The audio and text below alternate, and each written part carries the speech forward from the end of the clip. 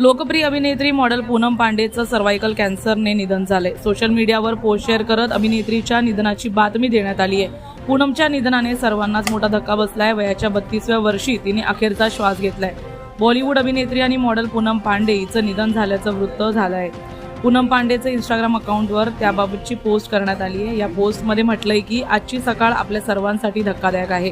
कॅन्सरशी झुंज देणारी आपली लाडकी पूनम पांडे आपल्याला सोडून गेली। पूनम पांडेला सर्व्हायकल कॅन्सर अर्थातच गर्भाशयाचा कर्करोग होता असंही या पोस्टमध्ये लिहिलं आहे। मात्र कालच जाहीर झालेल्या देशाच्या अंतिम अर्थसंकल्पात गर्भाशयाच्या कर्करोगापासून बचावासाठी केंद्र सरकारने मोठा निर्णय घेतला होता। 9 ते 14 वर्षांच्या मुलींसाठी मोफत लस देण्याची घोषणा केली होती। त्याचमुळे आता पूनम पांडेच्या निधनाच्या पोस्टवरून नेटकऱ्यांमध्ये उलटसुलट चर्चा सुरू आहे।